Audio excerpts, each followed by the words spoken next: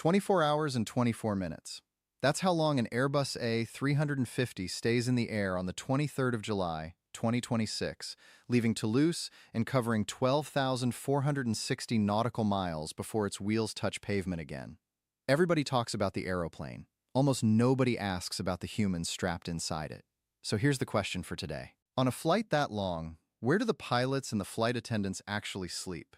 Because on nearly every long-haul jet you've ever boarded, there is a locked door you have walked straight past. Let's find out what's behind it. Think back to your last overnight flight. A flight attendant served you dinner, took your tray, dimmed the lights. 3 hours later, somebody else was pouring the coffee, and you thought nothing of it. She didn't get off the aeroplane. She climbed further into it. Passengers are kept out of these spaces by regulation. The doors lock, sometimes with a keypad, and getting in often means a narrow ladder rather than a staircase. On a Boeing 787, the modules sit in the crown of the fuselage, in the curved space directly above your head that would otherwise be nothing but insulation and air. The pilot's compartment is forward, a few steps behind the flight deck. The cabin crew compartment is further back, and the entrance to it is disguised as an overhead locker. Go and look for it next time. It's the bin with no latch. The one nobody ever opens, sitting in a row of identical bins that all open perfectly well. That's the door. Push through it, and the first thing that changes is the sound. The engine roar flattens out into a broad, steady hum, and pilots will tell you that hum is the easiest white noise they've ever slept through. What's waiting on the other side is not a hotel room. 2 lie-flat bunks with padded mattresses, a rear-facing seat, storage for a flight bag, individual reading lights, a temperature you can set yourself, and a telephone that rings straight through to the cockpit. On a 777, the cabin crew get 8 to 10 bunks stacked one above the other, coffin style, separated by sound-dampening curtains and not much else. There's a fire extinguisher. There's emergency oxygen. There's a belt that fastens across the mattress, because severe turbulence does not care that you're unconscious. And on some Cathay Pacific 777s, if you lift the mattress in one particular bunk, you're looking at an emergency escape hatch that drops the crew straight down into the economy cabin, through what the passengers below have always assumed was an ordinary overhead bin.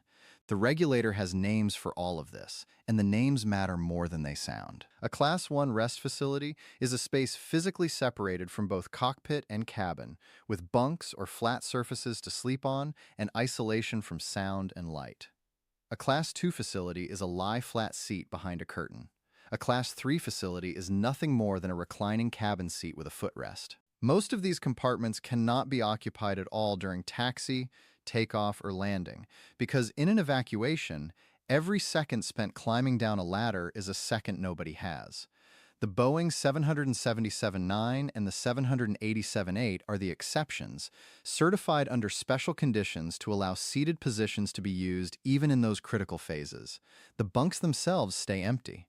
So when do they actually go? This is where the romance disappears and the arithmetic takes over. Rest is never simply half the flight. Take a 12-hour sector with 3 pilots. Nobody is allowed in a bunk below 10,000 feet, and every pilot must be back on the flight deck roughly an hour before landing for the descent briefing and the checklists. That's well over an hour gone before you start. Then subtract the handover. Waking up, uniform back on, swapping seats, updating the colleague, taking your place on weather, fuel, and anything that's changed. 10 minutes each way, every single rotation. Whatever survives that gets divided 3 ways, and each pilot ends up with something close to 3.5 hours. On that Airbus test flight to Melbourne, they went further. Each pilot worked 4-hour shifts, but the crew rotated every 2 hours, so an arriving pilot always overlapped with the one leaving. 2 full hours of shared situational awareness before anyone was alone with the aeroplane. That overlap isn't politeness, it's the safety feature. And there's one more detail I love. The wake-up call is a chime in the ceiling of the bunk, and you have to press a button to acknowledge it, because the crew up front need to know you're not just dreaming about answering. Here's where I have to be honest with you, though, because this is the part the glossy cabin tours never mention. 301 long-haul pilots were tracked with sleep diaries and wrist monitors across 2 weeks of flying. They slept roughly as long in the bunk as they would have in a bed at home. but they recovered only 70% as much. 70%. And on ultra-long-range routes, the in-flight sleep pilots actually got averaged between 3.3 and 3.9 hours, while sleepiness climbed and reaction time slipped anyway across flights that crossed the biological night. So the bunk isn't a cure. It's a break. It slows the slide, it doesn't reverse it, and every serious person in this industry knows it. That's also why controlled rest exists. A short, deliberate nap taken in the seat, at the controls, while the other pilot stays awake and monitors. In a 2025 survey of 232 commercial pilots, more than three-quarters called it an effective countermeasure to fatigue, and roughly half of them use it every week. The regulator's own guidance says even 25 to 30 minutes measurably restores alertness. A tired brain doesn't announce itself. It just quietly gets slower, and the whole architecture of crew rest exists to stay ahead of that. Which brings us to the argument the airlines would rather you didn't hear.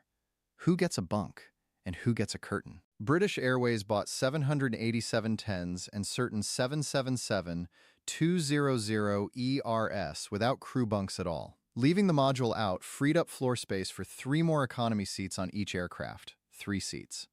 For years, crew on those jets rested in what the airline calls high-comfort attendant seats, which in plain language are fold-down galley jump seats with a curtain pulled across them. Crew described them as uncomfortable and completely inadequate for real sleep on an overnight crossing, and they said so for years.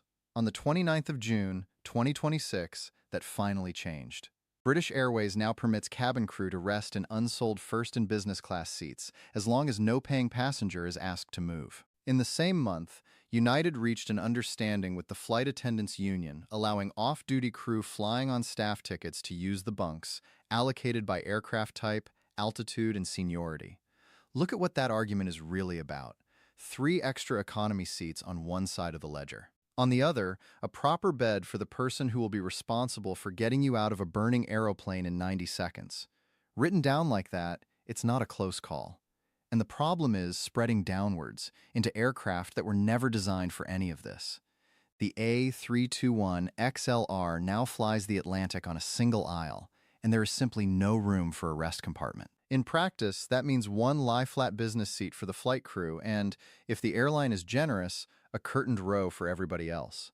A third pilot might be carried, resting perhaps 90 minutes at a time. The German manufacturer DL Aviation showed a full-scale answer in Hamburg in 2025, a compact module tucked between the first row of passengers and the entrance door, with 2 beds that fold out over the cabin crew jump seats and stow away again in seconds if anything goes wrong. Qantas went in completely the opposite direction. Their A350-1000 ULR carries just 238 seats, the lowest density of any A350 anywhere in the world, and part of what fills that reclaimed space is a twin flight crew rest compartment with 2 entirely separate entrances, so one pilot can climb in or out without ever waking the other. The first aircraft is named Vega. She arrives in April 2027, and from October of that year, she'll fly Sydney to London without stopping. Somewhere over the Indian Ocean, in the middle of that 21-hour night, there will be a pilot asleep above the ceiling of the cabin and 238 people underneath who will never know it.